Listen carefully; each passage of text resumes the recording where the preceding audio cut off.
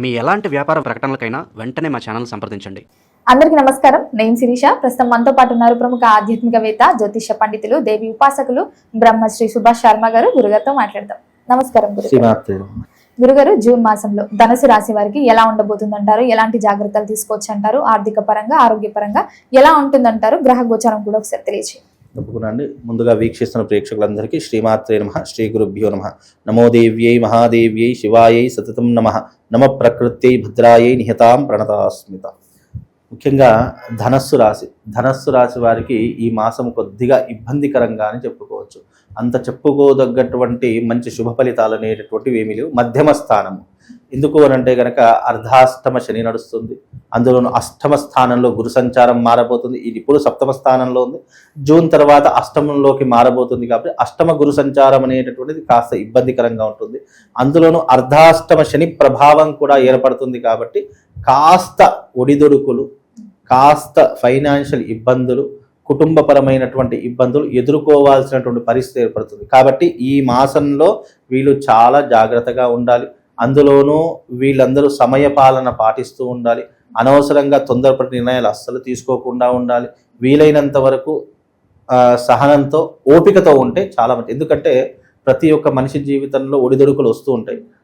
అలా వచ్చినప్పుడు నీ సహనమే నిన్ను కాపాడుతుంది, నీ ఓపికే నిన్ను రక్షిస్తుంది. ఎందుకు అనంటే కనుక కొన్నిసార్లు మనం ఓపిక పడితే కాలం సమాధానం చెప్తుంది. అంటే సమస్యకు ఏదైనా పరిష్కారం లేదు అని అంటే అది కాలమే సమాధానం చెప్పాలి తప్ప ఆ సమస్య కోసం మనం వెతకడానికి కానీ ప్రయత్నం చేయడానికి కానీ చేయకూడదు. ఎందుకంటే ఒక సమస్య కోసం నువ్వు ప్రయత్నం చేస్తావంటే నీకు 100 సమస్యలు ఎదురవుతాయి. కాబట్టి దాన్ని ఓపికగా నువ్వు సమయపాలన పాటిస్తూ ఎంతో జాగ్రత్తగా నీ జీవితాన్ని గడిపితే అంతకు మించినటువంటిది ఏం లేదు. ఇంకోటి ఏంటంటే మన యొక్క కర్మ బాగా లేనప్పుడు, మన జాతకం బాగా లేనప్పుడు లేనిపోని నీలాప నిందలు పడడం కానీ, లేనిపోని ఇబ్బందుల్లో ఇరుక్కోవడం కానీ, అయ్యో పాపం వీడు మంచివాడు కదా వీనికి సహాయం చేద్దాము అని వెళ్ళినా వాడి పాపం మనకు చుట్టుకుంటుంది.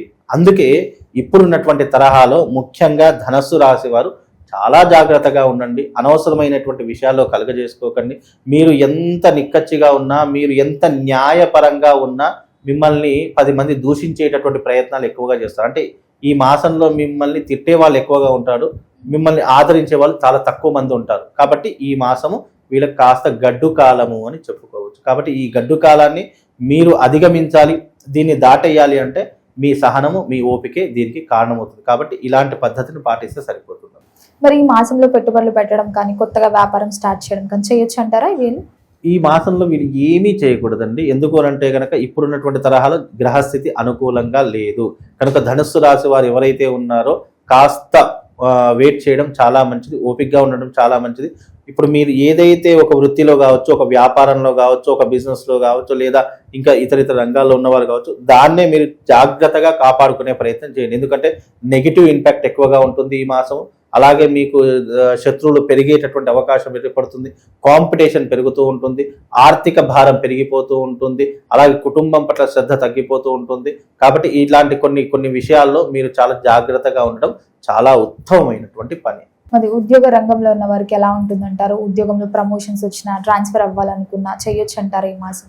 ఇప్పుడున్నటువంటి తరహాలో అయితే ఉన్నదాన్ని కాపాడుకోవడమే చాలా కష్టమైపోతుంది. లేదా ఉన్న రంగాన్నే పై అధికారులు, ఇప్పుడు చాలా మందికి ఉద్యోగాలు పోతున్నాయి. ఎందుకంటే ఈ మధ్యకాలం టెక్నాలజీ పెరిగిపోయింది, ఏఐ వల్ల వచ్చింది. చాలా మందికి ఉద్యోగ అవకాశాలు కూడా వెళ్ళిపోతూ ఉన్నాయి. తద్వారా ఏమవుతుంది అని అంటే కనుక ధనస్సు రాశి వారు ఈ యొక్క ధనస్సు రాశి వారికి జాగ్రత్తగా ఉండే ప్రయత్నం చేసుకోవాలి. అలాగే ధనస్సు రాశి వారు ఎవరైతే ఉన్నారో వాళ్ళు ఉన్న ఉద్యోగాన్ని కాపాడుకునే ప్రయత్నం చేయాలి. అనవసరంగా అత్యాశకు వెళ్ళకూడదు. ఎందుకంటే ఈ సమయంలో ఆశలు పెరిగిపోతూ ఉంటాయి, ఖర్చులు పెరిగిపోతుంటాయి. ఫైనాన్షియల్ ఇబ్బందుల వల్ల ఖర్చులు పెరిగిపోతే ఏమవుతుంది, మనిషికి ఆశ పెరిగిపోతూ ఉంటుంది.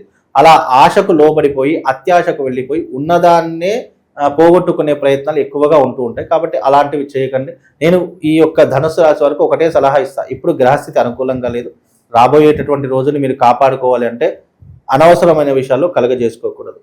ఎవరి గొడవల జోలికి మీరు వెళ్ళకూడదు. ఎవరికి షూరిటీ లాంటివి కానీ, మధ్యవర్తితనం చేయడం కానీ అస్సలు పెట్టుకోకూడదు.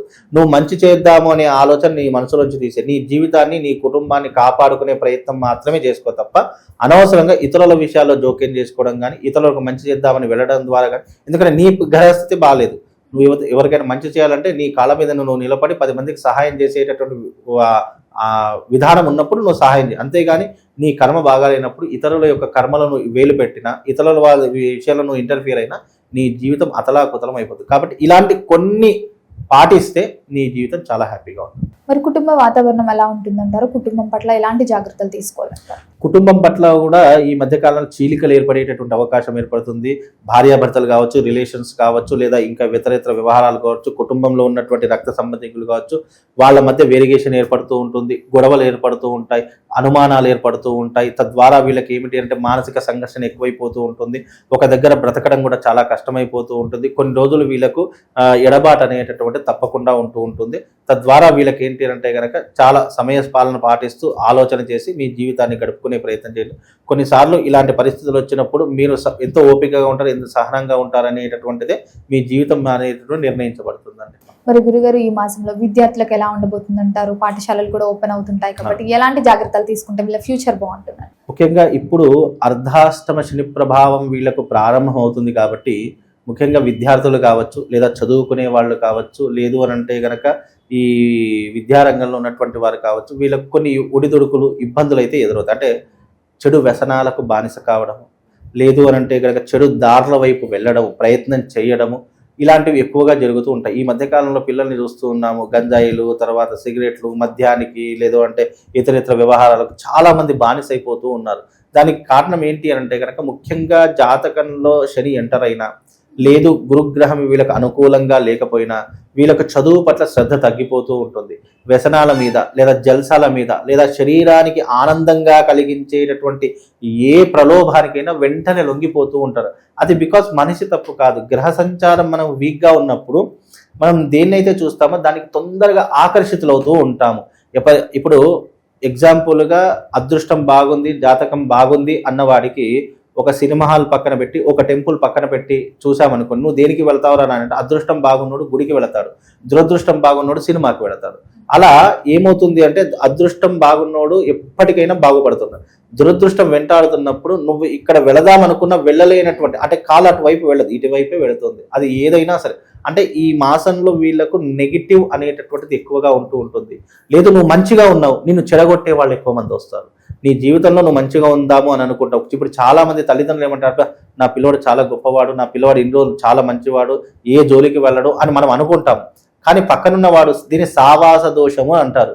అంటే ఎవరైతే నీ జీవితంలో వ్యక్తులు అంటే పరిచయం అవుతారో ఆ వ్యక్తుల ద్వారా నువ్వు చెడిపోవచ్చు. అది ఎందుకు చెడిపోతావు అంటే టైం ఆఫ్ పర్టికులర్ ఈ టైంలో చెడిపోవడానికి రీజన్ ఏంటి అంటే నీ జీవితంలో నీ యొక్క గ్రహస్థితి బాగా లేదు అంటే ఆటోమేటిక్గా నువ్వు ఎవ్వరు పాడు చేయాల్సిన అవసరం, నీ అంతటా నువ్వు పాడైపోతావు, లేదా సావాస దోషం వల్ల, మిత్రత్వం వల్ల, లేదు అంటే నువ్వు నీకున్నటువంటి వ్యసనాల వల్ల పాడైపోతావు. ఈ 2 రకాలుగా ఉంటుంది.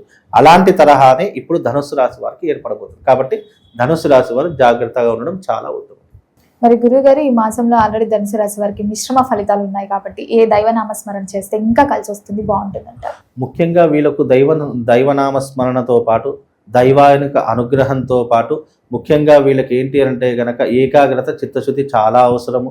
అలాగే ప్రతి ఒక్క విషయానికి మీరు ఎగ్జైటింగ్ కాకుండా, ప్రతి ఒక్క విషయాన్ని మీరు అతిగా ఆలోచించకుండా మీ బ్రెయిన్ని చాలా మట్టుకు కంట్రోల్గా పెట్టుకునే ప్రయత్నం చేయండి.